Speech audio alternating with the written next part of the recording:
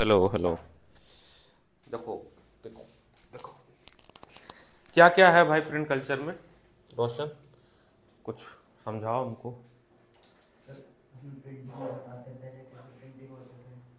हाँ, मेनली इस पे क्या फोकस है कि प्रिंट टेक्नोलॉजी का डेवलपमेंट कैसे हुआ फ्रॉम 18 सेंचुरी से लेके ऑनवर्ड तक, यही ना? आपको देखो इसमें एक फ़ोटो दी गई है, पहली फ़ोटो। जैसे फोटो बेस्ड क्वेश्चन आता है ना, फोटो बेस्ड क्वेश्चन भी आता है, ऐसे एक बुक है हमारे पास। देखो कि पिक्चर बेस्ड क्वेश्चन जो आते हैं, उसमें आपका ये एक पिक्चर बेस्ड क्वेश्चन बन सकता है ना? इस वाले बुक में काफ़ी हैं पिक्चर बेस्ड क्वेश्चन। चैप्टर का नाम है print culture, print print print, हाँ, print culture and modern world. ठीक है। अच्छा, कुछ कुछ कीवर्ड्स भी हैं, अगर पता हो तो अच्छा रहेगा। कुछ एक इम्पॉर्टेंट डेट्स हैं, तो आप लोग लिख लो some important dates related to this topic. फिर आते हैं इस पे। पहला है आपका 1768 टू 1770 80 एडी। फर्स्ट डेट है इम्पॉर्टेंट डेट्स, इम्पॉर्टेंट डेट्स। इसमें फर्स्ट आप लिखिएगा 768 टू 770 एडी। इसमें है hand printing technology reach Japan. Hand printing technology reached Japan. Hand printing technology reached Japan. आओ जी, सेकंड डेट लिखो 868 एडी। 868 AD, 868 AD. इसमें लिखो the oldest Japanese book, the oldest Japanese book, the oldest जापानी book printed, the oldest Japanese book, Japanese book printed, नाम है इसका diamond सूत्रा, है ना? बुद्धिस्ट, बुद्धिस्ट डायमंड सूत्र।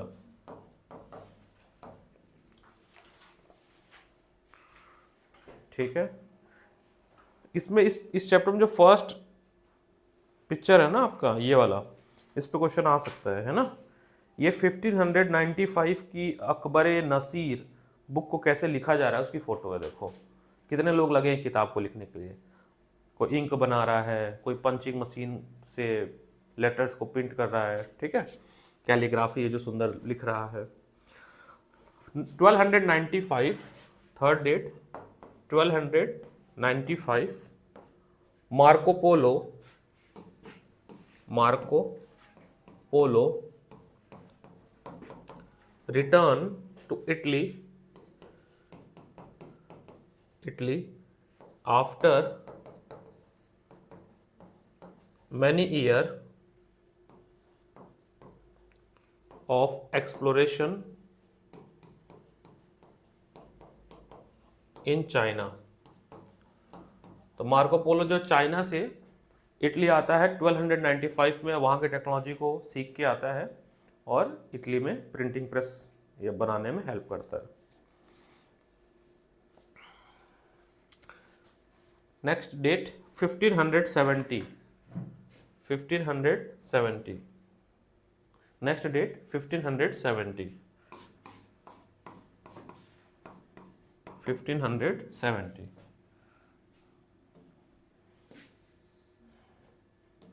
इसमें लिखिएगा मार्टिन लूथर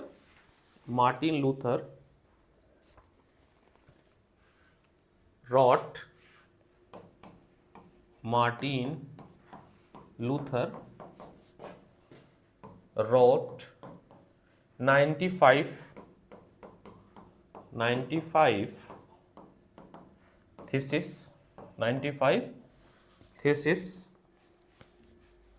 क्या था इसमें, इस थीसिस में क्या लिखा गया था? Criticising the rituals of Roman Catholic church. ठीक है, लिख लीजिएगा क्या था इसमें थीसिस में। Criticising the rituals and practice of Roman Catholic church. अब डेट्स क्यों इंपॉर्टेंट है? कई चीज़ के लिए डेट्स इंपॉर्टेंट है। आंसर राइटिंग में भी अगर आप डेट्स कोट कर रहे हो, है ना, तो वो ज़्यादा अच्छा होगा, ज़्यादा आपका आंसर कॉन्क्रीट लगेगा, इसलिए डेट इंपॉर्टेंट है। 1558 next date, 1558 next date, 5th 1558। इसमें लिखेगा, इसमें क्या हुआ था? इंडेक्सिंग बनाई गई थी रोमन चर्च द्वारा, जिसको आगे चल के उस पर सेंसरशिप लगा दिया गया। ठीक है, the Roman church trouble by questioning, the Roman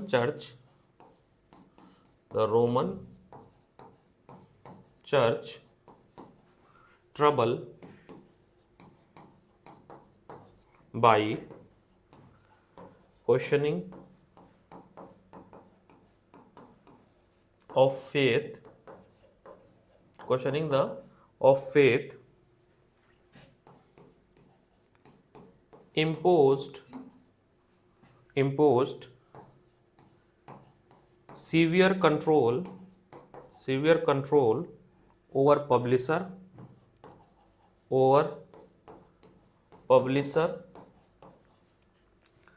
and bookseller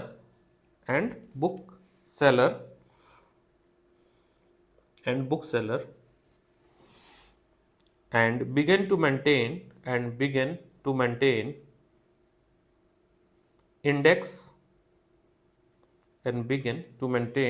index अभी पूरा डेट लिख दूंगा तो इस पूरे चैप्टर की समरी हो जाएगी date wise. To maintain index of prohibiting books. अब चर्च को ये डर हो गया था कि आम जनता अगर प्रिंट कल्चर पढ़ के थ्रू जो है किताबें अगर पढ़ने लगेगी तो वो सवाल पूछने लगेगी, और जो एक ऑर्थोडॉक्स और एक सुप्रीमेसी जो बनाई गई थी चर्च की और पॉप की या नोबल्स की, उस पर सवाल उठने लगेगा। पहली बार सवाल ऑलरेडी 1517 में मार्टिन लूथर ने पूछ लिया था, जबकि मार्टिन लूथर वैसे भी नोबल क्लास से ही आते हैं। उन्होंने सवाल पूछ लिया था कि ये जो सुप्रीम पावर अपने आप को बताया जा रहा है चर्च के द्वारा, ये कहाँ पे लिखा हुआ है, हमें डॉक्यूमेंटेड दो। तो अब जितने भी धर्मगुरु थे उस समय, उनको इस बात की चिंता सताने लगी कि ऐसे तो फिर सोसाइटी कंटेमिनेट हो जाएगा। तो उन्होंने इंडेक्सिंग बनानी शुरू कर दी, किस किस किताब को बैन करना है, जो कि समाज में कह सकते हैं कि दुर्प्रचार करने का काम कर रहा है, ऐसा वो सोच रहे थे। ठीक है, उसके बाद 1700 कहाँ पहुँच गए? अब ये खत्म हो गई 15th सेंचुरी। देखो 780 शुरू हुई, ठीक है, फिर 1295, ये 15th सेंचुरी तक खत्म हो गई। अब हम आते हैं, कितना पुराना इतिहास है प्रिंट कल्चर का। अब हम आते हैं 16th century, mid of 16th century, mid of 16th century, 16वीं शताब्दी में पहली प्रिंटिंग प्रेस गोवा आती है भारत में, पोर्तुगीज मिशनरी द्वारा, और बाइबल छापती है। The printing press first come to Goa, the printing press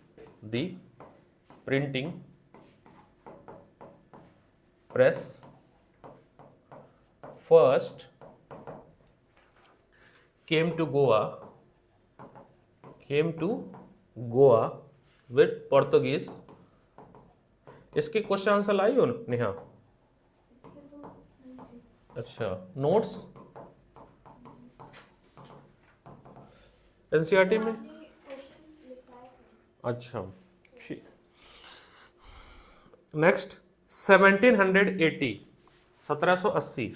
1780 James James अगस्त हैकी, ये नाम याद रखना। इन्होंने ये अंग्रेज पर्सन थे, बट ये भारत का एक गैजेट था, इसको एडिट करते थे, इसमें अंग्रेजों द्वारा उनके पॉलिसीज के बारे में भी लिखते थे, गॉसिप भी लिखते थे। बाद में अंग्रेजों ने इनको फांसी भी दे दी थी, ये कि ये कुछ ज़्यादा ही बता रहा है बंदा। तो एडिट द बंगाल गैजेट, कौन से अखबार को एडिट करते थे? Bengal gazette, edit Bengal gazette, Bengal gazette, edit the Bengal Gazette, a weekly magazine that describe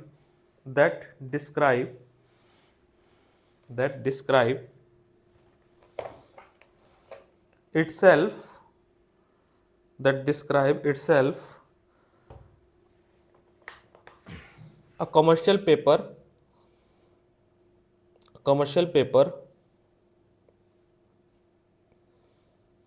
open to all but influenced by none, but influenced by none,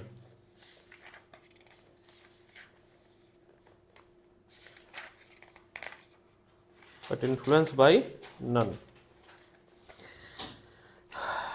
इसके बाद लिखिएगा 1821 राजा राम मोहन रॉय, 1821 राजा राम मोहन रॉय, 1821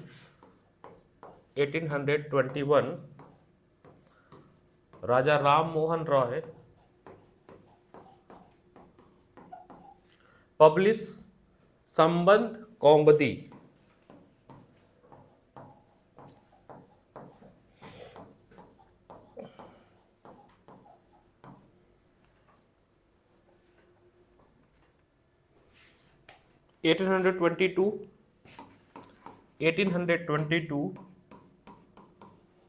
टू पर्शियन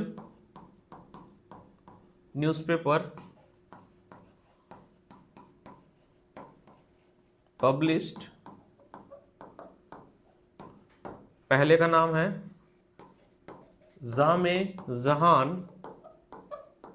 नामा, दूसरा है आपका शमसूल अकबर, ये एमसीक्यू के लिए याद रखना है, शमसूल अकबर।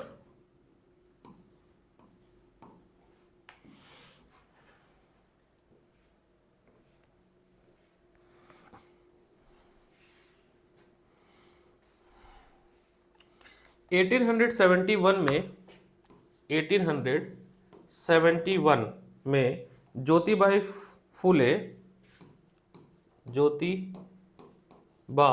फूले ने पब्लिश किया था the pioneer of low caste protest movement wrote about the injustice of caste system in Gulamgiri, जिसमें लो कास्ट के बारे में लिखा गया था, है ना। अब आ जाते हैं 1938 काशीबा ने कानपुर मिल वर्कर के बारे में लिखा था, काशीबा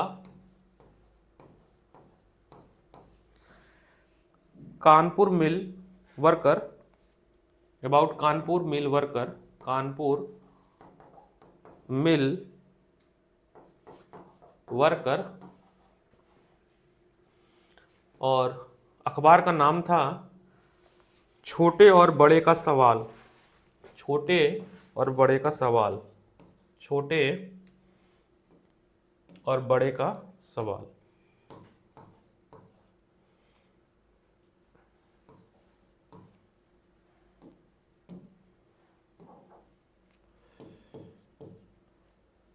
छोटे और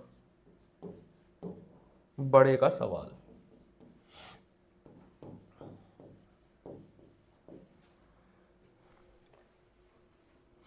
और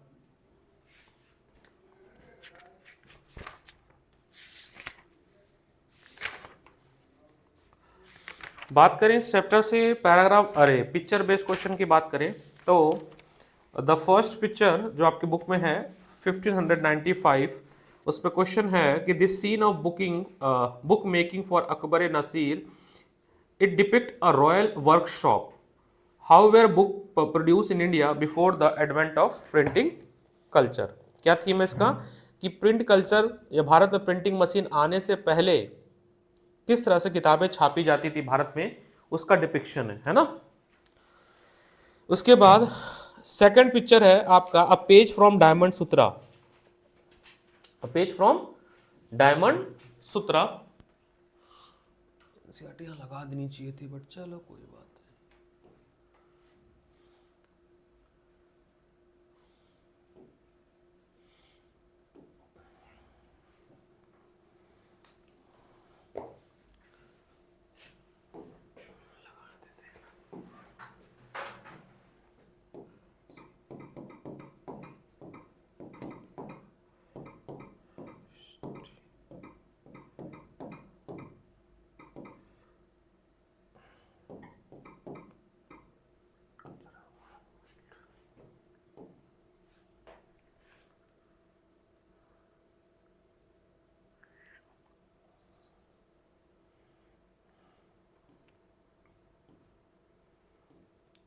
सेकंड पिक्चर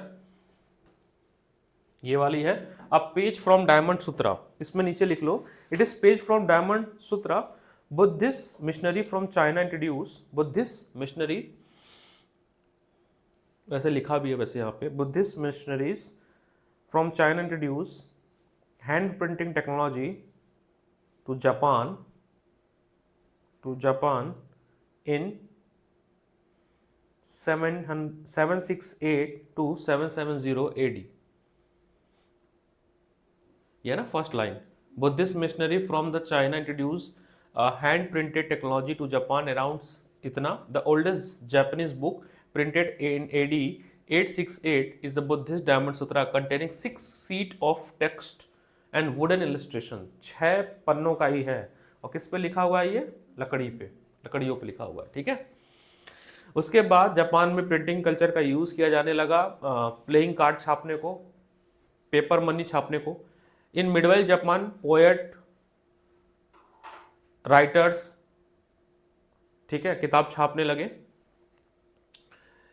उसके बाद यहाँ पे है कि printing of visual material to the interesting publisher practice in late 18th century in flourish urban circle Edo, जो कि अब टोक्यो है। Illustrate the collection of painting depict elegant urban culture, वहाँ पे पेंट होने लगे, ठीक है, जो कि किसके बारे में, वहाँ की जो भी कल्चर है मतलब उसी को पेंट किए जाने लगे।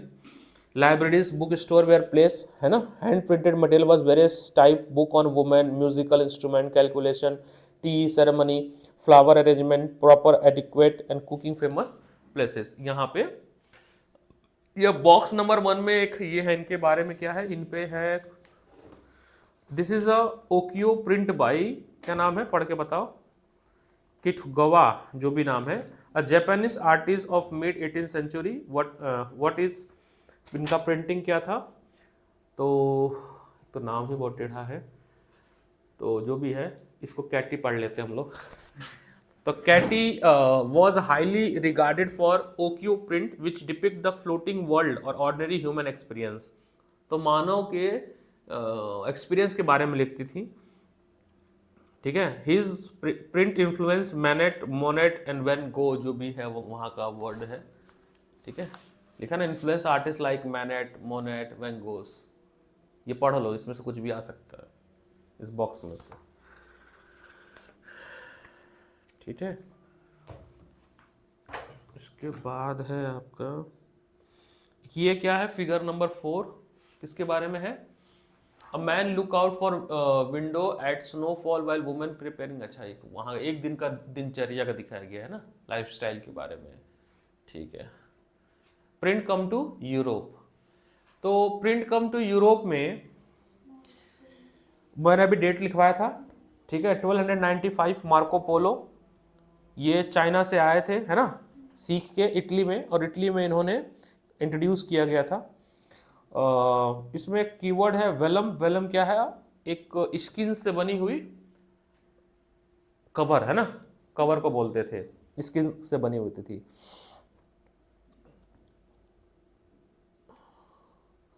इसमें एक अगला जो टॉपिक आएगा वो इंपॉर्टेंट है, ये वाला जॉन गुटनबर्ग के बारे में। जोहान गुटनबर्ग, ठीक है, वो the first known printing press in 1430। Europe में पहली प्रिंटिंग टेक्नोलॉजी जो है वो ये गुटनबर्ग भाई लाए थे। गुटनबर्ग एक क्या थे, मजदूर थे कि क्या थे, son of merchant and grave agriculture state. इनके फैमिली में गोल्डस्मिथ का काम होता था, सुनार, और बचपन से ही इनको शौक था पंच मशीन बनाने की, पॉलिशिंग द स्टोन, है ना। उसी कल्चर को यूज़ करके, उसी टेक्नोलॉजी को यूज़ करके उन्होंने पंचिंग मशीन बनाई, ठीक है, ओलिव प्रेस मशीन बनाई जो कि 1448 में बनी, और इस मशीन से बाइबल छापा गया। 180 कॉपी छापी गई 3 साल के अंदर। तो 3 years लगे to print a 180 copy by this technology. Again यहाँ पे डायग्राम 6 है, गुटनबर्ग प्रिंटिंग प्रेस। इसका अगर हम थीम लिखने की बात करें तो आप वही जगह जहाँ पढ़ भी सकते हो, ये जो लिखा वही है, वैसे जो लिखा होता है नीचे यही होता, कुछ लिखने की जरूरत नहीं होती है, जो लिखा है ना ऑलरेडी एक्सप्लेन्ड है। He develop a metal type of 26 character, ABCD alphabetic character होते हैं ना, तो इसने 26 कैरेक्टर डिजाइन किए थे, and device a way of moving them around so to compress different word of text. मान लो अनुज लिखना है तो ANUJ लिख दिया। ये प्रेसिंग मशीन है, ये प्लेट में नाम लिखा हुआ है, ठीक है, और इसको फिर प्रेस करेंगे वो छप जाएगा। आज भी मिलेगा वो मशीन बनाने की, छोटी छोटी है ये। It remain the basic printing technology over next 300, और आगे आने वाले 300 साल तक इसी को यूज किया गया। सोचो बहुत सी जगहों पे। Gutenberg press could be print 250 sheets on a single side per hour, ठीक है, ऐसा कुछ था ये। तो गुटनबर्ग के बारे में ये पूरी की पूरी आपको पता होना चाहिए। उसके बाद क्या लिखा है, In fact, the printed book at first closely resembled the written manuscript appear and layout. The metal letter imitated the ornament handwritten style. The border were illuminated by hand. कह रहे कि गुटनबर्ग के मशीन से बनने के बाद भी जो बॉर्डर्स थी वो भी अभी भी कैलीग्राफर ही जो है वो सजाता था, उसको हाथ से बना बना के सजाते थे, ठीक है। इसके बाद थर्ड पैराग्राफ, नेक्स्ट पैराग्राफ में क्या था, 100 year बिटवीन 1500 to 50, 100 साल का गैप इसमें, ये 1450 से लेके 1550 तक प्रिंटिंग प्रेस सेटअप किया गया यूरोप के अलग अलग कोनों में, ठीक है। Printer from Germany travel to the other country seeking work helping. अब एक तरह का ये व्यवसाय बन गया, एक एम्प्लॉयमेंट बन गई। तो लोग काम के खोज में भी जो है वो जर्मनी या दूसरे कोने में आते थे कि हमें प्रिंटिंग का काम दे दो, प्रिंटिंग प्रेस का काम दे दो, ठीक है। Has the number of printing press grew, book produce boomed, and the second half of 15th century saw the 20 million copy of printed book flooded in the market in Europe. और आने वाले कुछ ही साल में 16th century आते आते ये 20 million से 200 million हो गई, यानी टेक्नोलॉजी बढ़ गई, साथ ही साथ छापने वाले लोग ज़्यादा हो गए, वर्क लेबर बढ़ गया, ज़्यादा बुक्स छपने लगी, ठीक है। This shift from hand printing to mechanical printing lead to the print revolution. Last का पैराग्राफ क्या लिखा हुआ है कि ये एक क्रांति थी जहां पे अब हाथों से की जगह अब मशीनों से छपाई होने लगी, ठीक है। यहाँ पे कीवर्ड में लिखा है प्लेटन, क्या है, जिसपे लेटर लिख के वो प्लेट बनाई जाती थी, ठीक है, मेड ऑफ स्टील। ये उसकी कुछ बाइबल की कॉपी है गुटनबर्ग के। देखो नीचे बाउंड्री जो बनाई गई, ऊपर बनाई, वो हाथों से बनाई गई है, और बीच में जो प्रिंटिंग हुई है वो मशीन से हुई है। ये एक दृश्य है कि कैसे पूरा गुटनबर्ग का जो फैक्ट्री है, आउटलेट है, वो कैसे काम करता था, ठीक है। एक वर्कशॉप है, 16th century वर्कशॉप है, उसका ये पिक्चर है। प्रिंट रेवोल्यूशन और इम्पैक्ट। पहला इम्पैक्ट ये हुआ कि पढ़ने वाले लोग ज़्यादा हो गए। अब पढ़ाई को एज अ नोबल कॉज की तरह लेने लगे। एक नई लाइफस्टाइल को, जैसे गोल्फ खेलना आज के टाइम पे क्या है, अमीरों का शौक है। मैं तो नहीं खेला हूँ कभी, इतना महंगा आता है। 2-3 गेम है ना, गोल्फ हो गया, वो कौन से मारते हैं टक, उसको क्या बोलते हैं, अरे ये टेनिस तो आता है मेरे को, अरे बड़ा सा की चेस भी नहीं, बड़ा सा समझ लो कैरम होता है, बट वो कैरम तो हम हाथ से खेलते हैं, वो स्टिक से मारते हैं, उसको क्या बोलते हैं, वो अमीर आदमी वो बताएगा, पूल बोलते हैं, ठीक है। ये सब लग्जरी आइटम है, तो उस समय पढ़ाई को लग्जरी बनाया गया। जो लोग पढ़ रहे हैं मतलब वो एक तरह से नोबल कॉज कर रहे हैं, क्योंकि बाहर निकलते नहीं थे, इंटरटेनमेंट का स्रोत कुछ था नहीं, तो किताब पढ़ना एक एंटरटेनमेंट का स्रोत है। वही लिखा है द न्यू रीडिंग पब्लिक। तो न्यू रीडिंग पब्लिक में कौन कौन से थे? पहले क्या होता था कि पढ़ने लिखने कम लोग को आता था, जैसे मैं पढ़ रहा हूँ, तुम लोग सुन रहे हो, वैसा ही कल्चर चलता था। The world of oral culture लिखा ना, access to book create a new culture of reading. Earlier reading was restricted to the elites. Common people live in a world of local culture, oral culture. They heard is sacred text read out, ballads rectified, folk tale narrated, and knowledge was transferred by orally. तो पहले ये होता था कि एक व्यक्ति जिसको पढ़ने आता था वो पढ़ता था, बाकी लोग सुनते थे। बाकी मंदिर गुरुद्वारों पे जाते तो कोट्स लिखा होता था उसको, है ना, वहां से वो पढ़ के, या कोई पढ़ देता था, अच्छा ठीक है गायत्री मंत्र यहाँ पे लिखा है पढ़ दिए। इसके अलावा कोई ऑप्शन नहीं था बिफोर प्रिंटिंग कल्चर। ठीक है, वो बिफोर प्रिंटिंग कल्चर का पैराग्राफ है ये वाला, ये पूरा पैराग्राफ ये वाला। People collectively here story show performance. As you see in chapter 8, they did not read book individually and silently. Before the age of print, books were not only expensive but they not be produced in a sufficient number. महंगे तो थे ही किताब, but बहुत ज़्यादा available भी नहीं थे कि आम जनता तक पहुंच सके। बट ट्रांजिशन आया, यहाँ पे ट्रांजिशन के बारे में है। But the transition was not so simple. Book could be read only by literate. अच्छा, किताब छाप दी गई तो भी एक चैलेंज था, पढ़ने वाले लोग पढ़े लिखे तो कम ही थे ना, पढ़ने तो आता नहीं था, बुक तो छप गई लेकिन पढ़ने नहीं आता था। European country were very low till, अब सोचो यूरोप आज का देश कितना पढ़ा लिखा है, यूरोप देश कितना पढ़ा लिखा है, लेकिन देखो यहाँ पे हर समय हर बार कभी ना कभी एक देश स्टार्टिंग में बहुत ही अनपढ़ रहा होगा। क्या लिखा हुआ है कि 20वीं सेंचुरी के पहले तक, बहुत पुरानी बात भी नहीं है, लोग ज्यादा पढ़े लिखे नहीं थे। वही लिखा ना, they could publish persuade common people to welcome the print book. To do this, they had to keep in mind the wider reach of print books works. Even those who did not read could certainly enjoy listening to book being read out. So printing began and publishing popular ballad and folk tale. Such book would be properly illustrated with the picture and मतलब लोग welcome किए print culture को कि भैया जिनको नहीं पढ़ने आता था वो भी वेलकम किए कि सीख सके। ठीक है, ज़्यादा इसको थोड़ा जूम इन किया जाए, मैं भी दिखूं, मैं नहीं दिख रहा हूँ, दिखना चाहिए ना, दिखना तो चाहिए, इतनी मेहनत हो रही। असल में कनेक्ट नहीं हो पा रहा है, वो लड़का आता है, मैं यहाँ तो इस पर अंडरलाइन करता यहाँ चलता, वो लड़का नहीं आ रहा। मैंने कल बहुत कोशिश की, आधे घंटे दिमाग लगाया। तुमको आता है, कर लोगे? हाँ, तुम कुछ और कर दोगे उसको आता है, उसने कलेक्ट कर दिया था मिररिंग करके। अब मिररिंग इसमें हो नहीं रहा है, नहीं तो मैं ना इस पे लिखता यहाँ कनेक्ट होता।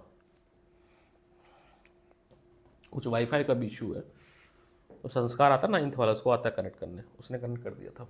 चलो, नहीं तो मैं यहाँ से पढ़ता। ओके, उसके बाद क्या है, हाँ, ओरल कल्चर एज दस inter print and printed material was orally transmitted.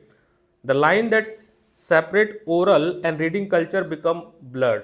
मतलब अब कह सकते हैं कि ये जो लाइन है ना बहुत इंपॉर्टेंट है, यहाँ से the line that separate the oral and reading culture become blood. इसका ये मतलब हुआ कि जो पढ़े लिखे और जो अनपढ़ के बीच में एक लाइन खींची गई थी वो अब खत्म हो गया। वो इतना कम हो गया कि उतना ही नॉलेज सुनने वाले के पास भी है, उतना ही नॉलेज बोलने वाले के पास भी, क्योंकि लोग इतना आपस में नॉलेज का एक्सचेंज कर रहे थे। वो इसका मतलब हुआ एक, ठीक है। And the hearing people reading people become intermingled, मतलब कुछ ज़्यादा ही मिक्स हो गए। मुझे कोई कहानी पता, मैं तुम्हें सुना दूंगा, तुम्हें भी वो कहानी आ गई, ठीक है, ये है इसका मतलब। रिलीजियस डिबेट, यहाँ से कोई इंपॉर्टेंट क्वेश्चन बनेगा 3.2 से। क्वेश्चन बना भी था, मैं लिखवाया भी था कि why did the Roman Catholic church begin to keep index of prohibiting book from mid 16th century. तो इससे क्वेश्चन बनेगा आपको, ठीक है, इस पूरे पैराग्राफ से। तो क्या है इसमें देखिएगा,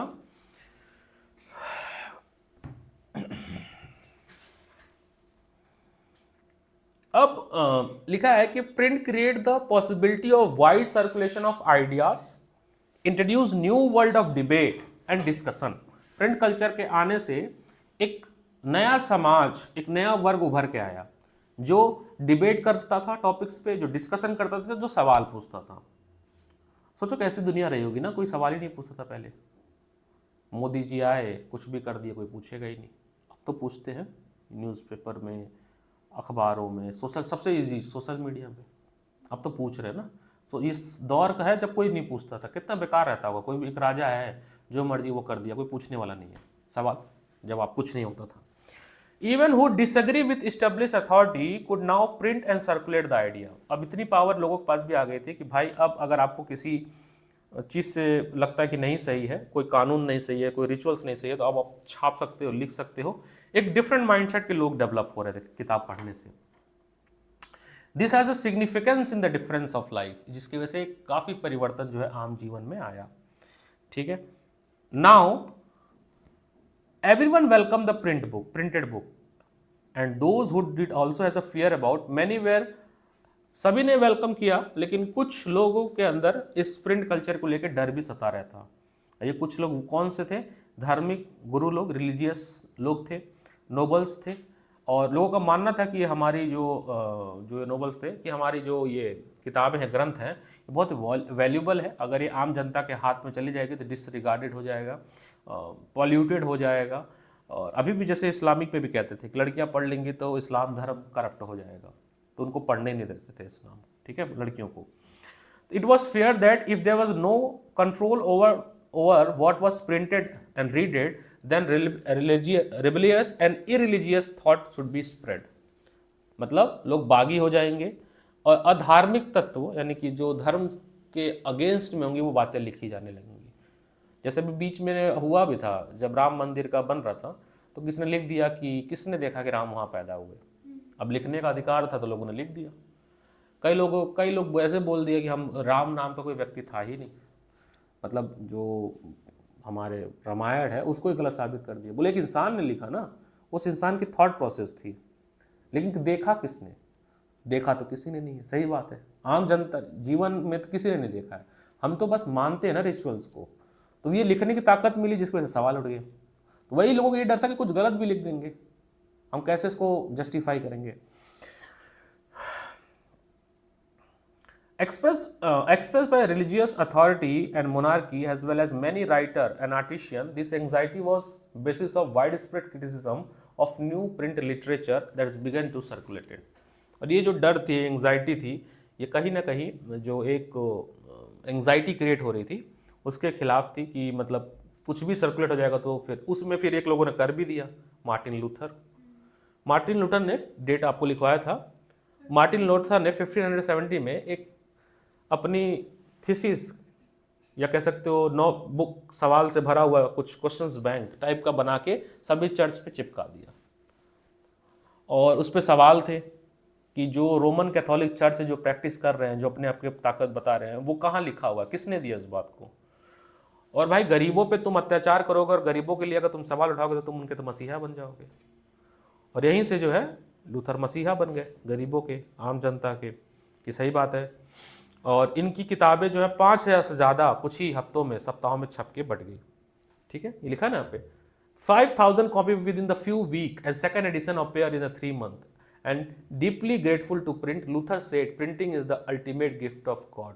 यहाँ से क्वेश्चन आ सकता है, इनवर्टेड कॉमा यहाँ से लेके यहाँ तक, printing is the ultimate gift of God and greatest one. Who said this? MCQ, Luther said this and why said this. 3 marks में 3 पॉइंट। तो इसने सवाल उठाए थे ना, और प्रिंटिंग की ताकत ना होती तो ये क्वेश्चंस कहाँ लिखता वो, ओरली बोलते हम और तुम सुनते। आज प्रिंटिंग की ताकत थी तो उसने पूरे करोड़ बाग में चिपकवा दिया। प्रिंटिंग से याद आया, सन पैक लगवाना है, विकास सर से बोल तो खूब पूछता हूँ।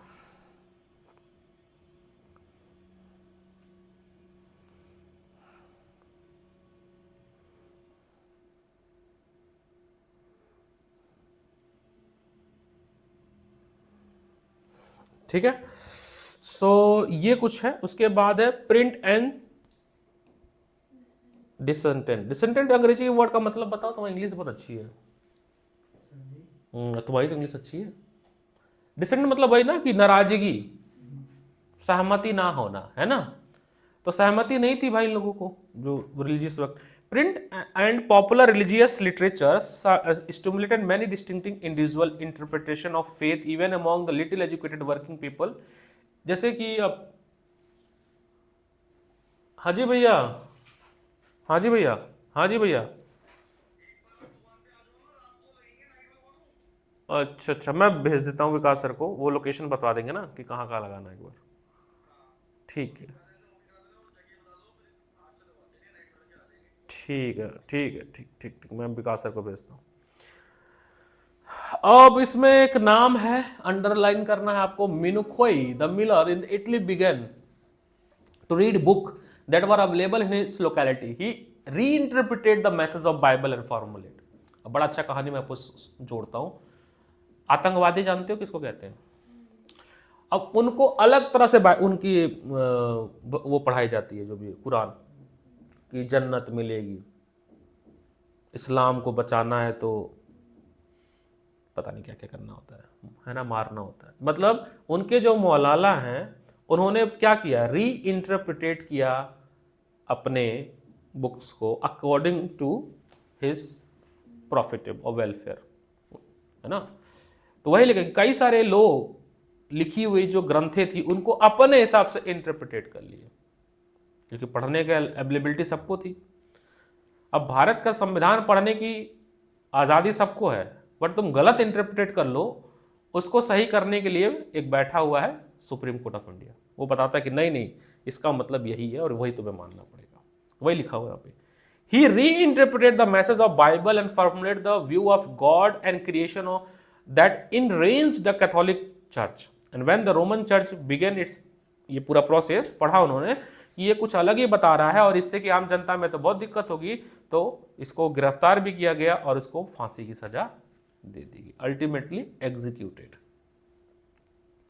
रोमन चर्च ने कहा, मतलब लोगों के तो एक व्यक्ति है, आगे ऐसे बहुत सारे लोग होंगे, हम किसको किसको फांसी लगाएंगे, तो चलो ऐसा करते हैं, किताब की एक इंडेक्स बनाते हैं और उस इंडेक्स में, इंडेक्स ऑफ प्रोहिबिटेड बुक, जितनी किताबें उसमें लिखी जाएंगी उन किताबों पे हम बैन लगा देंगे।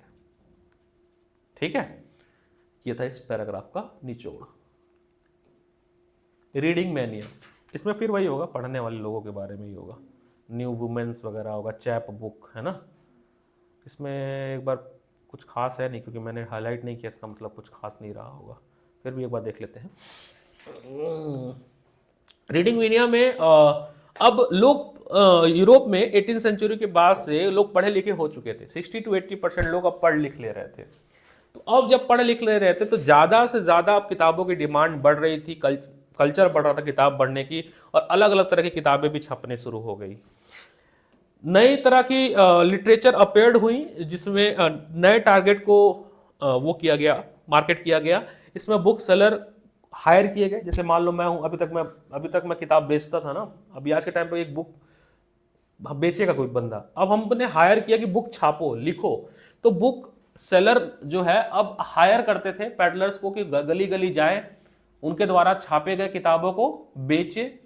इसमें रिचुअल्स कैलेंडर, कहानियां, ये सारी चीजें लिखी जाने लगी। इंग्लैंड में एक बड़ी फेमस किताब थी चैप बुक, है ना। ये एक छोटी सी किताब थी चैप बुक, इसलिए बोला गया था कि जो व्यक्ति बेचता था उसका नाम था चैपमैन, साइकिल पे बेचता था, इसलिए इसका नाम पड़ गया। छोटी मोटी कहानियां थी। उसके बाद फ्रांस में बिलोत्क्वी बेल्क्वी करके किताब थी, ये भी सस्ती किताब थी, पुअर क्वालिटी के पेजेस थे और पुअर क्वालिटी का इस पे कवर था, बट भी ये बहुत बिकती थी, क्योंकि कहानियां रहती होंगी इसमें। और उसके बाद है then there was a romance and printed of 4 to 6 page and more suitable histories were कहानियां, हिस्ट्री, ये सब चीजें जो है बेची जाने लगी 18 सेंचुरी में। और इसको कंबाइन किया गया, अब न्यूज़पेपर छापा जाने लगा, जहां पे करंट अफेयर, इंटरटेनमेंट, इसको भी, और लड़ाइयां जो हो रही थी, वॉर रिलेटेड इंफॉर्मेशन को न्यूज़पेपर के थ्रू आम जनता के बीच में पहुंचाने का काम किया गया। अभी तक किताब छपती थी, अब न्यूज़पेपर भी छपने लगा। Similarly the idea of scientist, philosopher, जो भी वैज्ञानिक थे, जो रिसर्च होता था, उसको भी आम जनता के बीच में ले जाने के लिए प्रिंटिंग कल्चर के थ्रू छापा जाने लगा। मैप, डायग्राम, ये सब छापा जा। आइजैक न्यूटन ने अपनी बहुत सारी जो खोज थी, डिस्कवरीज थी, वो भी प्रिंट कल्चर में उन्होंने छापा। The writing of thinkers such as Thomas Paine, Voltaire, Jean Rousseau, इनकी भी बातों को जो है प्रिंट कल्चर के थ्रू आम जनता के बीच में लाने का काम किया गया। ठीक है, and their idea about science, reason, rationality found their way into the popular literature. ठीक है, ओके। इसके बाद क्या है, 4 पॉइंट, इसमें क्या है, और अच्छा इसमें होगा terrible therefore terrain of the world. अच्छा, by the mid 18th century there was a common conviction that books were a means of spreading progress, enlightenment. Many believed that book could be change the world, liberal society from despotism. बहुत लोग का मानना था कि इस print के through जो है हम समाज में बहुत परिवर्तन ला सकते हैं, मोनार्की को खत्म कर सकते हैं, है ना। 4.1, हाँ, इसमें एक नाम है Louis Sebastien Mercier, a novelist in 18th century France declared printing press is the most powerful engine of progress. Public opinion is the force that will sweep despotism away. तो किसने कहा था ये भाई साहब थे, नोवेलिस्ट, उन्होंने बोला था, ये फ्रांस के थे, कि प्रिंटिंग कल्चर के थ्रू जो है हम तानाशाह को खत्म कर सकते हैं और देश को और मॉडर्नाइज कर सकते हैं। In many of Mercier novel, the heroes are transformed by act of reading. They devour book, are lost in the world book, create, become enlightened in the process. इनका कहने का मतलब था कि समाज का हीरो वही है जो किताब पढ़ता हो, जो पढ़ा लिखा हो, जिसको नॉलेज का ज्ञान, मतलब नॉलेज हो ज़्यादा, और किताब पढ़ोगे तो तुम्हें ज्ञान की उपलब्धि होगी, इनलाइटमेंट होगी। Mercier proclaim that tremble therefore tyrants of the world, पता नहीं क्या है ये, क्या बोला है, बढ़िया रखना क्या बोला इसने, है ना, ये लास्ट की लाइन है ना, इसमें क्वेश्चन बन सकता है किसने कहा। प्रिंट कल्चर से फ्रांस में कैसे क्रांति हुई, बहुत सारी क्रांति हुई, इसमें कुछ पॉइंट्स लिखा हुआ है। How print culture is connected to French revolution, question बन सकता है ना। तो इसमें पहला क्या है कि पहला फर्स्ट 3 आर्गुमेंट्स दिए गए थे। First, print popularized the idea of enlightenment thinker collectively. Their writing provided a critical commentary on tradition, superstition and despotism. यहाँ पे क्वेश्चन होना चाहिए।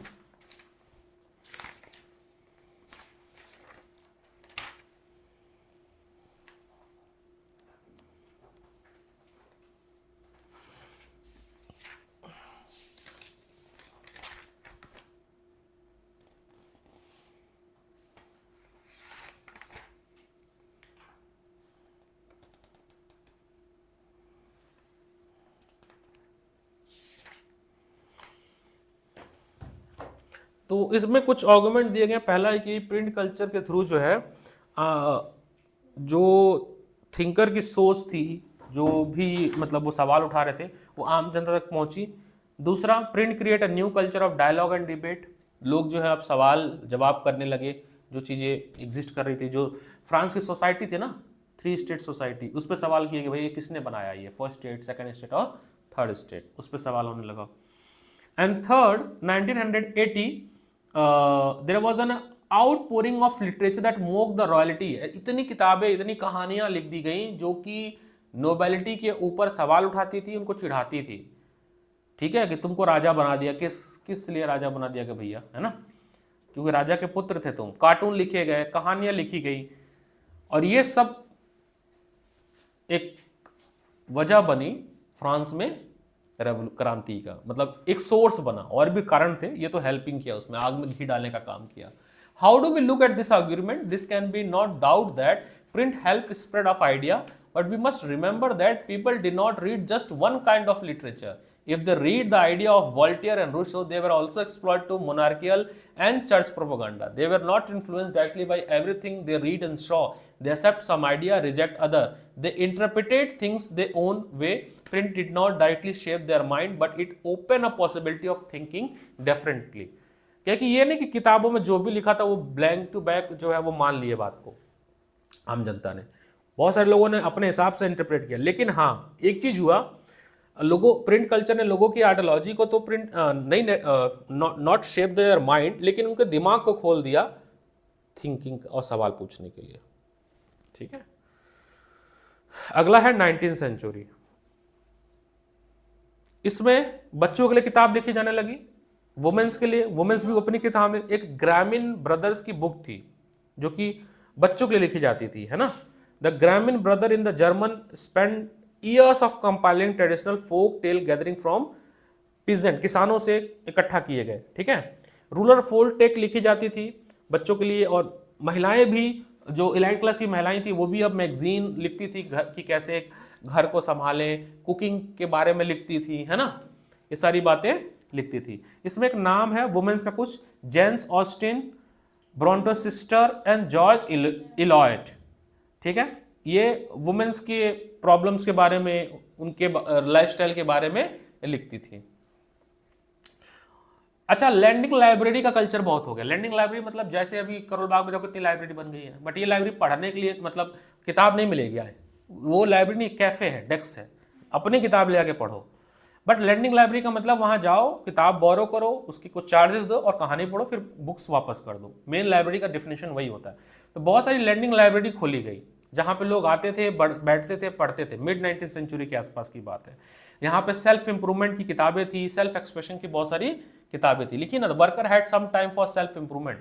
हर इंसान जाके किताब पढ़ता ताकि अपना स्किल क्या करे, अपडेट कर सके। मजदूरी, एक मजदूर है, वो काम करता था, फिर उसको शाम को 2-3 घंटे मिलता था, जाके कुछ किताबें पढ़ता था ताकि अपने अंदर इंप्रूवमेंट ला सके वो, ठीक है। इसमें पॉलिटिकल कहानियां, लोगों की बायोग्राफी, ये सब चीजें लिखी जाती थी। फर्दर इनोवेशन, में रिचर्ड एम हो ऑफ न्यूयॉर्क ने power driven cylindrical press machine बनाई गई थी, जो कितनी पावरफुल थी कि 8000 सीट एक घंटे में छाप देती थी। जाहिर सी बात है, इलेक्ट्रिसिटी से चलेगी और महंगा होगा, ठीक है। और इसमें 6 कलर एक बार में छापे जाते थे। अभी तक कलर कॉम्बिनेशन ज़्यादा अवेलेबल नहीं था, लेकिन अब 6 से ज़्यादा कलर जो है एक बार में छापे जाएंगे, और ये इलेक्ट्रिकली ऑपरेटेड होंगे। और method of feeding paper improve, quality of plates become better, automatic paper reels, photo electric control of colour register was introduce. Photo electric technology जो है यूज की गई इस मॉडर्न मशीन में, जिससे डिफरेंट कलर की चीजें छापी जा सकती हैं। Printer and publisher develop new strategy to sell their product. 19th century में बहुत सारे नॉवेल्स लिखे गए। 1920 में इंग्लैंड में पॉपुलर वर्क थी जिसका नाम था सिलिंग सीरीज, नॉवेल था, है ना, जो कि बिकती थी। The dust cover of back jacket also innovation किया गया। कवर भी बहुत ज्यादा, जो बुक्स की जो कवर है उस पर भी बहुत सारा काम किया गया। With the onset of Great Depression 1930, publisher feared to decline book purchase. They sustained buying. They brought out cheap paper edition. 1930 में जब रिसेशन आया तो भाई अब दाम गिरेंगे, तो पब्लिशर ने या बुक्स जो छापते थे उन्होंने बोला कि अब किताब इतने महंगे को खरीदेगा नहीं, तो उसकी पेजेस क्वालिटी को चीप करना शुरू कर दिया, नकली बनाना शुरू कर दिया कह सकते हो। अब आते हैं हमारी भारत के ऊपर। अभी तक तो यूरोप घूम रहे थे, को समझ आ रहा है? इसे अब क्या कर सकते, रिवीजन में ऐसे खींचना पड़ेगा, लाइन बाय लाइन पढ़ाएंगे तो 22 पेज का चैप्टर। अभी कितना टॉपिक रह गया? अभी 9 है शायद, 9 टॉपिक है इसमें जहाँ तक मुझे याद है ना? बताओ कितना, बहुत बड़ा टॉपिक है। मैन्युस्क्रिप्ट आर वेरी फ्रजाइल, क्योंकि एक तो डेलिकेट्स होते थे और इसकी कॉपियां नहीं होती थी। अब कालिदास ने लिख दिया, अब उसकी कॉपी बनाना डिफिकल्ट है, क्योंकि पन्नों पे उस पे लिखते थे, पत्तों पे लिखते थे, लकड़ियों पे लिखते थे, और बहुत सारे ऐसे मैन्युस्क्रिप्ट थे जिनको तो हम डिसाइफर भी नहीं कर पाए आज तक। भाषा ही बहुत अलग थी। सबसे पुरानी भाषा पता है उसको बोले थी प्रकृति भाषा, जब हिस्ट्री पढ़ोगे तो वो संस्कृत से भी पुरानी है। पाली भाषा वो संस्कृत से भी पुरानी है, उस भाषाओं को आज तक कोई सीखा ही नहीं। तो मैन्युस्क्रिप्ट आज टुडे आज तक भी डिसाइफर नहीं किया गया है। मेनली मैन्युस्क्रिप्ट को संस्कृत, अरबिक, पर्शियन भाषा में लिखे जाते थे, लकड़ियों पे लिखे जाते थे, ठीक है। यहाँ पे एक फोटो है। बाद में जब मुगल्स आए तो उन्होंने कुछ ऐसा व्यवस्था बनाया, बाउंड्री देखो पूरा हाथ से ही है, कुछ प्रिंटिंग टेक्नोलॉजी भी लिया गया। ये ऋग्वेद है, लकड़ी पे लिखा गया है, ठीक है। यहां से क्वेश्चन आता है मैन्युस्क्रिप्ट, बहुत इंपॉर्टेंट, अभी क्वेश्चन डिस्कस करेंगे इसका। मैन्युस्क्रिप्ट, इसमें क्या होता था, टीचर को नॉलेज होती थी, वो अपने शिष्य को बोल बोल के पढ़ाता था। गुरुकुल सिस्टम में क्या होता था, गुरु को सब कुछ आता था, वो अपने शिष्य को, राम जी, एकलव्य जो भी थे, उनको सिखाते थे ओरली, और ओरली सारा नॉलेज ट्रांसफर होता था, कोई रिटर्न नहीं होता था, कोई रिटर्न का सिस्टम नहीं था। मैं बोला तुमको याद करना है, तुम हमें सुनाओ, ऐसी पढ़ाई होती थी। Teacher dictated portion of the text from memory, student wrote them down, many of them become literate without even reading any kind of text. Ram ji ने कोई किताब नहीं पढ़ी थी, एकलव्य ने कोई किताब नहीं पढ़ी थी, सुन सुन के जो उनके गुरु सिखाए, द्रोणाचार्य ने जो सिखाया वो आ गया उन लोगों को। Print come to India, Bharat में प्रिंट कब आया, यहां से क्वेश्चन था, गोवा, ठीक है, गोवा में आता है। और गोवा में भाषा चलती थी कोंकणी भाषा, ठीक है, उसमें छापा गया था। 1674 में 50 किताबें छापी गई थी। तो भाषा याद रखिएगा, कनाडा लैंग्वेज वहाँ की भाषा है। Catholic priest first Tamil book छापी गई 1579 में कोचीन में। 13 में छापी गई मलयालम बुक। 1782 में डच ने कुछ 30 तमिल टेक्स्ट को ट्रांसलेट किया था, छापा था, ठीक है। ये पूरा फर्स्ट पैराग्राफ में हिस्ट्री है भारत की, कि भारत में कैसे छपा। ईस्ट इंडिया कंपनी का काफ़ी रोल है भारत में प्रिंटिंग टेक्नोलॉजी को लाने का, क्योंकि उनको अपने ले आना था वैसे तो। एक इंग्लिश लैंग्वेज को प्रमोट करना था, तो ईस्ट इंडिया कंपनी ने जो है प्रिंटिंग कल्चर को भारत में प्रमोट किया और एक्सपेंड किया। 700, अभी मैंने आपको डेट शीट लिखवाया था, तो उसमें जेम्स अगस्ट हैकी के बारे में लिखवाया था, ठीक है, जो कि बंगाल गैजेट को क्या करते थे, एडिट करते थे। जिसका पेपर का थीम था commercial paper open to all but influence by none. सब लोग पढ़ सकते हो लेकिन कोई अपनी राय नहीं दे सकते हो, ठीक है। उसके बाद किसके बारे में, हैकी ने पब्लिश किया था बहुत सारे एडवर्टीजमेंट, जिसमें बहुत सारी बातें लिखते थे। इसमें एक स्लेव्स के बारे में भी लिखा था, import export of slavery, company की गॉसिप्स को लिखते थे। बाद में गवर्नर जनरल को गुस्सा आ गया वारन हास्टिंग को कि कुछ ज़्यादा ही कर रहा है ये, हैकी को जेल में डाल के प्रोस्टिक्यूट कर दिया। बोले ठीक है लिख रहा हूँ मेरे बारे में, तुमको मैंने छूट दिया तो तुम क्या उल्टा पुल्टा भी लिखने लगो मेरे बारे में, ये वाली सीन है। By the close of 18th century the number of newspaper journal का और भी छपने लगे। फिर वही बंगाल गैजेट आया, ठीक है, बाल गंगाधर तिलक ने कुछ अपने बारे लिखा, राजा राम मोहन राय ने कुछ लिखा। तो एक हिस्ट्री है भारत में कैसे प्रिंट कल्चर डेवलप हुआ। Religious and public debate, print culture का प्रयोग जो है भारत की जो क्रांतिकारी लोग थे उन्होंने काफ़ी प्रयोग किया। भारत के समाज में जो बुराइयां थी, जैसे कि चाइल्ड मैरिज, सती प्रथा, इन सब को ख़त्म करने के लिए भी, अपनी आवाज़ को उठाने के लिए प्रिंट कल्चर का प्रयोग किया गया, ठीक है। इसमें राजा राम मोहन राय को हम लोग फादर ऑफ मॉडर्न इंडिया बोलते हैं, क्योंकि पहले व्यक्ति थे जिन्होंने सती प्रथा को ख़त्म किया था, और बहुत सारे बातों में आर्य समाज बनाया था इन्होंने। कुछ है क्या फर्स्ट पैराग्राफ में? फर्स्ट पैराग्राफ में कुछ नहीं, सेकंड पैराग्राफ में है। इसमें राजा राम मोहन राय के बारे में है। This was the time of intense controversy between social and religious reformer, Hindu orthodox over matter like widow immolation, monolithism, मतलब एक ही धर्म का पूजा करना, ब्राह्मिकल प्रिस्टहुड, आइडल। यहाँ पे भी दिक्कत हुई, हिंदू अपोज करते थे कि हमारे ग्रंथों के साथ छेड़खानी मत करो, कुछ भी मत लिखो, है ना। In Bengal, the debate developed and track newspaper proliferated, circulated a variety of argument to reach a wider audience. The idea were printed in everyday spoken language of ordinary peoples. Raja Ram Mohan Roy publish Sambad Kaumudi, क्या है बताओ? ये अच्छे से पढ़ेगी, इसके यहाँ का है ना, बताओ बंगाल का है ये। हाँ 21, ठीक है, जो कि हिंदू ऑर्थोडॉक्स के बारे पे लिखते थे ये। फिर समाचार चंद्रिका भी छापा गया। अच्छा, समाचार इनके आइडियोलॉजी को अपोज करता था, जो राजा राम मोहन राय लिखते थे, पढ़ो ध्यान से। द समार चंद्रिका अपोज हिज ओपिनियन, किसका ओपिनियन? राजा राम मोहन राय का ओपिनियन, है ना। राजा राम मोहन बोलते थे कि सती प्रथा बैन करो, तो वो बताते थे क्यों बैन करो, हमारे ग्रंथों में लिखा है, हमारे भगवान ने लिखा, ये सब चीज़ था। 22 में 2 पर्शियन न्यूज़पेपर भी पब्लिश किए गए थे, मैंने इसके बारे में भी बताया था जब डेट शीट लिखवा रहा था सब, है ना। फिर गुजरात में न्यूज़पेपर था बॉम्बे समाचार। इन नॉर्थ इंडिया उलेमा मुस्लिम जो थे वो, उनको डर था कि कहीं उनके धर्म के साथ छेड़खानी ना हो, तो वो भी फिर फतवा वतवा लिखना शुरू कर दिए। और ये बड़ी चीप क्वालिटी के पेपर में लिखते थे, ताकि आम जनता जल्दी जल्दी मुसलमानों को ये भेज सके, बड़े अमाउंट में छापते थे। तो चीप लिथोग्राफी मतलब होता है लिखने, जिस पे लिखते हैं, और वो सब बड़े चीप क्वालिटी की थी लिखने की, पेपर राइटिंग बड़ी गंदी गंदी सी थी, यानी ब्लैक पेपर आती, ब्राउन। लेकिन वो कि ज़्यादा पहुंच जाए लोगों पे, कि ये ना हो कि देर हो जाए, लोग कुछ और पढ़ लिख के आगे बढ़ जाए, तो हमारे धर्म के बारे में कि कोई हमारे धर्म के साथ खिलवाड़ ना करे, मुसलमानों का ये डर था उलेमा उसको। फिर देवबंद सेमिनार बनाया गया था 1867 में, जिसने थाउजेंड्स ऑफ छापा फतवा, जिसमें मुस्लिमों के बारे में लिखा गया, उनके धर्म के बारे में लिखा गया, उनके लाइफस्टाइल के बारे में लिखा गया, और इस्लामिक डॉक्ट्रिन के बारे में लिखा गया, है ना, इस्लामिक डॉक्ट्रिन के बारे में लिखा गया।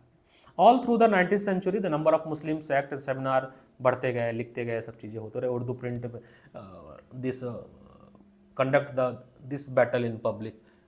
आज भी उर्दू प्रिंट छपते हैं, ऐसा नहीं कि आप नहीं छपता, अभी भी छपता है, अभी ट्रिपल तलाक पे ही छपा था, ठीक है। Urdu printed help them conduct this battle in public. इसका क्या मतलब हुआ कि जो प्रिंट कल्चर ने उर्दू भाषा को आम जनता के बीच में लाने का काम किया और अपनी बात उलेमा जो है प्रिंट कल्चर के थ्रू मुसलमानों से कन्वे कर पाए। हिंदू की बात आ जाइए। Hindu among Hindu to print encourage the reading of religious text specially in the vernacular language. Vernacular मतलब लोकल लैंग्वेज, मराठी, तेलुगु, तमिल, मलयालम, भोजपुरी, हिंदी।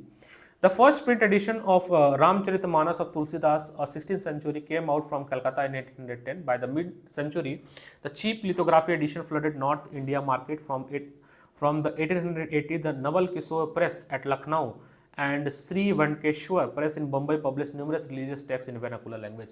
अब हिंदू भी कहाँ पीछे रहेंगे, उन्होंने बोला अच्छा हमारा धर्म भी खतरे में आ रहा है। उन्होंने भी रामचरितमानस के बहुत सारे कॉपियाँ छापना शुरू कर दी, सस्ती, चीप, छोटी, पॉकेट, अब तो पॉकेट वाली भी आती है, देखा तुम लोगों ने। गीता प्रेस छापती है, गोरखपुर में है प्रिंटेड प्रेस, आपके पॉकेट में आ जाएगी रामचरितमानस, तो पॉकेट साइज घूमते रहो। भागवत पॉकेट साइज आती है ना। वो भी बोले भैया हम भी क्यों पीछे हटे, हमारा भी धर्म कंटेमिनेट हो सकता है, हम भी अपनी बातों को पहुँचाएंगे। छपना शुरू हो गया, आम जनता के बीच जाना शुरू हो गया। New form of publication, new form of publication. अब इसमें वो आएंगे हमारे एक पेंटर भाई साहब का भी नाम आना चाहिए, राजा रवि वर्मा। तो राजा रवि वर्मा का नाम इसलिए जानना है कि भाई देश के बहुत बड़े पेंटर थे, ये पहले व्यक्ति थे जिन्होंने भगवान की पेंटिंग बनाई। भगवान की इससे पहले मूर्तियाँ होती थी, पेंटिंग नहीं होती थी, इन्होंने पेंटिंग बनाई और इनको टाइटल दिया गया राजा नाम का। पेंटर थे, रवि वर्मा नाम था इनको, और अपने पेंटिंग के थ्रू बहुत सारी चीज़ों को आम जनता के बीच में लाए। जैसे दरबार के, जैसे आम जनता दरबार में नहीं जा सकती थी ना, तो कोर्ट यार्ड में क्या हो रहा है, लाइफस्टाइल कैसे राजा की, किंग की है, तो पेंटिंग के थ्रू लिखते थे, बनाते थे, लोगों के पास पहुंचा था, ठीक है।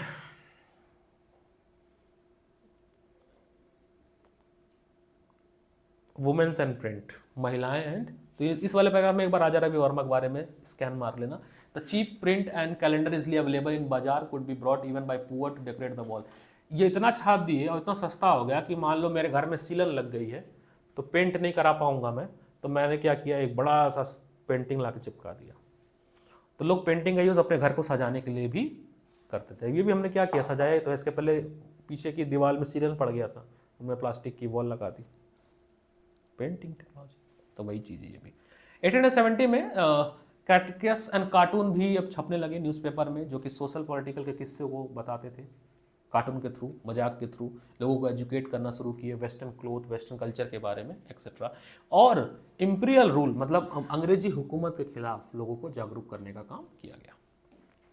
वुमेन्स एंड प्रिंट, इसमें 2-3 नाम होना चाहिए। इसमें किसी का नाम है, हाँ एक है ना, हाँ Sundari Devi, the young married girl in very orthodox household learn to read the secret of her kitchen.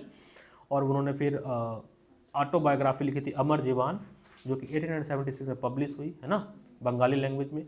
फिर काशी बसनी देवी, हाँ इन्होंने भी कुछ वुमेन्स इम्प्रिजमेंट के बारे में लिखा था, महिलाएं जो जेल में थी शायद उनके अच्छा नहीं, घर में ही इम्प्रिजमेंट, जेल में नहीं, वुमेन्स को घर में ही जो है अपने highlight the experience of women about how women were imprisoned at home, घर में ही कैसे कैद की तरह रह रही हैं, उनके लाइफ जो भी इग्नोर किया जा रहा है उनके लाइफ, उनको उसके बारे में लिखा गया, हेल्थ के बारे में लिखा गया। 1880 में महाराष्ट्र में ताराबाई शिंदे, पंडिता रामाबाई ने मिस बिहेवियर ऑफ या miss miserable life of Hindu upper caste women window के बारे में लिखा गया था। तुमने मूवी देखी है वो वाली, कितने आदमी थे, शोले। तो शोले में जया बच्चन विडो का रोल प्ले की है और अमिताभ बच्चन से उसकी फिर शादी वादी होती है ना उस मूवी में। तो वो विडो का कैसे लाइफस्टाइल था वो दिखाया गया है कि उसको बड़े रिस्ट्रिक्शन में रहना है ना, उसको हमेशा कमरे में रहना है, कोई श्रृंगार नहीं करना है। तो इस टाइप की समस्या प्रिवेल करती थी पहले बहुत ज़्यादा, आज भी करती है गाँव में, बट शहरों में तो नहीं करती है, अब तो रीमैरिज है। तो उसके बारे में ताराबाई शिंदे और इन लोगों ने लिखा था कि अपर क्लास जो हिंदू थे उनकी वीडियो के साथ बड़ी दिक्कत थी, यहाँ तक ये कहते थे कि इनका चेहरा देख के मत कहीं जाना, अशुभ हो जाएगा, इतना ज़्यादा ऑर्थोडॉक्स। उनको इतना दबाया जाता था, वो सब ये सब लिखा गया था इन्होंने। Urdu, Tamil, Bengali, Marathi print culture has develop early, Hindi printing begin to society seriously only from 1870 वगैरह वगैरह वगैरह, कुछ खास है नहीं। फिर Ramchanda publish a first selling Stri Dharm करके है, यहाँ पे है इस वाले पैराग्राफ में है, पंजाब वाले टॉपिक में। इन पंजाब में छापा गया Ram Chaddha first fast selling Stri Dharm विचार, जिसमें महिलाओं को कैसे ओबीडियंट वाइफ बने उनके बारे में उन्होंने लिखा था। दी खालसा ट्रैक किताब छापी गई थी, जो कि मतलब गुरु जी का जो इन्फॉर्म मैसेज होगा वो कन्वे किया गया होगा, खालसा। उसके बाद बंगाल में Calcutta the Batla was devoted the printing of popular book, या अगला अभी स्टेट वाइज दिया हुआ है कि कहाँ कहाँ पे क्या क्या छापा गया था। थोड़ा थोड़ा पता होना चाहिए, बहुत डिटेल में किसी को याद नहीं रहेगा, थोड़ा थोड़ा पता होना चाहिए कैसे लिखना है। प्रिंट कल्चर का फिर यूज करके कैसे प्रिंट एंड पुअर पीपल, आम जनता के बारे में जो है लिखा गया था। ज्योतिबा फूले ने एक लिखा था Maratha pioneer the low caste Gulamgiri, जिसमें जो मजदूर थे, जो पिछड़े हुए लोग थे, उनके बारे में लिखा गया था। उसके बाद B R Ambedkar in Maharashtra, E V Ramaswamy Naicker in Madras, better known है पय्यर, इन्होंने भी लोअर कास्ट के बारे में लिखा था, इनकी जो भी समस्या थी, भेदभाव थी, इनके बारे में लिखा गया था। उसके बाद काशीबा ने कानपुर में मिल वर्कर के बारे में लिखा था, छोटे और बड़े का सवाल 1938, और सुदर्शन चक्र ने 1935 और 55 में लिखा था सच्ची कविताएं। एंड 1930 में Bangalore cotton mill worker set up library to educate, to ये वाला पैराग्राफ है, ठीक है, टू एजुकेट हाँ द वर्कर ऑफ लेबर, है ना। प्रिंट एंड सेंसरशिप, खूब प्रिंटिंग हो रही है। अब अंग्रेजी हुकूमत को इसकी चिंता होने लगी कि भैया कुछ भी लिखोगे तब तो दिक्कत हो जाएगी, तो वर्नाकुलर प्रेस एक्ट लाया गया। जब तक वाहवाही कर रहे थे वह अंग्रेज हुकूमत की, तब तक उन्हें कोई दिक्कत नहीं थी। वर्नाकुलर प्रेस एक्ट में ये लाया गया कि जितनी भी अंग्रेजी के अलावा या अंग्रेजी में भी जितने भी अखबार नोवेल छप रहे हैं, वो पहले ब्रिटिश सरकार से परमिशन लेंगे तब छपेगा, और ब्रिटिश सरकार के खिलाफ अगर एक शब्द भी लिखे हो तो उस अखबार को बैन, सस्पेंड और कानूनी कार्रवाई की जाएगी। तो 1878 में 1820 में सुप्रीम कोर्ट ने एक कानून पास किया, ठीक है, कि प्रेस कंट्रोल करे क्या लिखना है क्या नहीं लिखना है। By 1820 Calcutta Supreme Court pass a certain regulation to control the press freedom. Company begin increase the publication of news that would be celebrate, और ब्रिटिश इंडिया ने बोला कि वो जितने भी न्यूज़पेपर है जो हमारे बारे में बहुत अच्छा अच्छा लिख रहे हैं वो खूब लिखें, उनको इंकरेज किया गया। और 35 में urgent petition by editor of English and vernacular newspaper governor general Bentinck, ये याद रखिएगा, इन्होंने बहुत सारे कानून को रिवाइज किए गए। थॉमस मैकाले आते हैं जो कि अंग्रेजी भारत में इंट्रोड्यूस करते हैं। Macaulay is the one person जिसकी वजह से आज तुम इंग्लिश पढ़ रहे हो। मैकाले ने इंग्लिश लाया था भारत में पढ़ाने के लिए, एजुकेशन पॉलिसी लाई थी। थॉमस मैकाले लिबरल, ये तो बड़े लिबरल से, इन्होंने बोला कोई दिक्कत नहीं, फ्रीडम दे दो, लिखने दो कोई दिक्कत नहीं है। लेकिन जब क्रांति हो गई, 1857 की क्रांति हो गई, तब थोड़ा सा इनको एक्टिव होना पड़ा अंग्रेजों को, और इन लोगों ने फिर एक कानून पास किया 1870 में वर्नाकुलर प्रेस एक्ट। बहुत इंपॉर्टेंट है ये, जो कि अंग्रेजी की एक लॉ है आयरिश प्रेस लॉ, उसके अकॉर्डिंग पे बनाई गई थी। In 1788, the Vernacular Press Act was passed, modeled on Irish press law. It provided the government with extensive right to censor the report and editorial in news in vernacular newspaper. अंग्रेजी हुकूमत किसी भी अखबार को बंद कर सकती है, सेंसर लगा सकती है, जो कि उसको लगता है कि उनके लिए खतरा है, ठीक है। उसके बाद इसके लगने के बाद भी लोग छुपे छुपे भारत में, भाई क्रांति तो करनी थी, बहुत सारे अखबार चलाए, बहुत सारे अखबार चलाने की वजह से लोगों को जेल हुआ, जिसमें बाल गंगाधर तिलक है, हिंद के इन्होंने छापा था केसरी, है ना। Despite the repressive measure, nationalist newspaper give number in all part of India. They report on colonies misrule, लिखते थे अंग्रेजी हुकूमत के बारे में कि क्या गलत कर रहे हैं, वो लोगों को समझाते थे। और गांधी जी ने भी बहुत सारे न्यूज़पेपर लिखा था, मेरे को नाम नहीं उनका पता, बट इनके पंजाब में एक रेवोल्यूशन के 1907 में बाल गंगाधर तिलक ने लिखा था केसरी। और भी है क्या किसी के बारे में? नहीं, इतना ही है इसके बारे में। अब अपन आते हैं क्वेश्चन आंसर की PDF पे।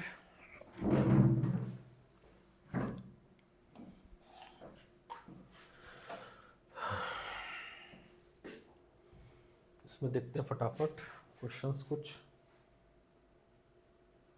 जैसे ये है क्वेश्चन नंबर 12 3 मार्कर के हिसाब से, explain any 3 factor responsible for the invention of new printing technology.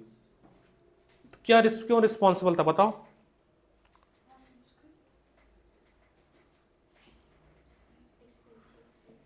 हाँ, the hand written manuscript produce were not sufficient to meet the demand of people. जितने लोगों को पढ़ना था उतनी तो थी नहीं, ठीक है। मैन्युस्क्रिप्ट हाईली फ्रेजाइल थी, एक्सपेंसिव थी, ठीक है, उस और टाइम कंज्यूमिंग थी, इसलिए जरूरत पड़ी कि कोई मशीन से छपने की चीज आ जाए।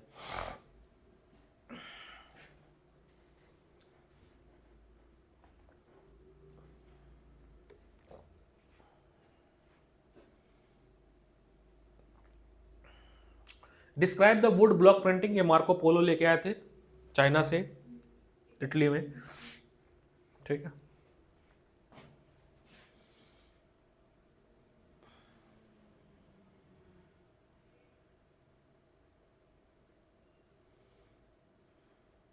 ट्वेंटी सिक्स इंपॉर्टेंट क्वेश्चन है कि the print revolution has transform the lifes of people, changing their relationship to information and knowledge analyse. तो सब जितना भी आप प्रिंट के बारे में लिख सकते हो, लोगों के बारे में राय विचार, आंदोलन, क्रांतिकारी इफेक्ट, सब लिख सकते हो उसमें।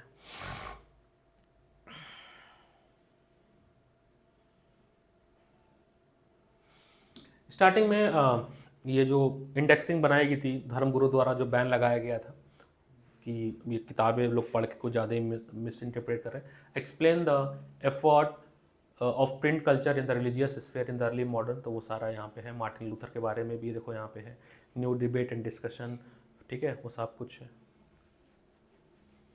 Printing press play the major role in the shaping the Indian society of 19th century, तो वहाँ पे आप गोवा का इन्होंने लिखा है। फिर यहाँ पे कुछ लिखा होगा कि आप रिफॉर्म का भी लिख सकते हो, राजा राम मोहन द्वारा किए गए रिफॉर्म उनके बारे में लिख सकते हो। फिर ये कुछ वुमेंस के बारे में है, काशीबा देवी ने क्या लिखा था, ये मार्टिन लूथर का क्वेश्चन है। एक बार पढ़ लेना बस तो आपका हो जाएगा, ऐसा कुछ इशू नहीं है, ठीक है। ये कौन सा क्वेश्चन है, women chance to save their feeling था। यहाँ पे सारे वुमेंस के बारे में लिखना है, जिन्होंने वुमेन में क्या क्या कहानियाँ लिखी, चाहे यूरोप हो चाहे इंडिया, है ना, वो सब लिखा है इसमें। स्त्री धर्म अभी जो हम लोग डिस्कस किया है। अभी मैं इसको रोकता हूँ, थोड़ा ब्रेक लेते हैं। कोई नेक्स्ट टॉपिक बताओ जिसमें डाउट हो तुम्हें। इनका तो यही था, प्रिंट कल्चर। स्टॉप।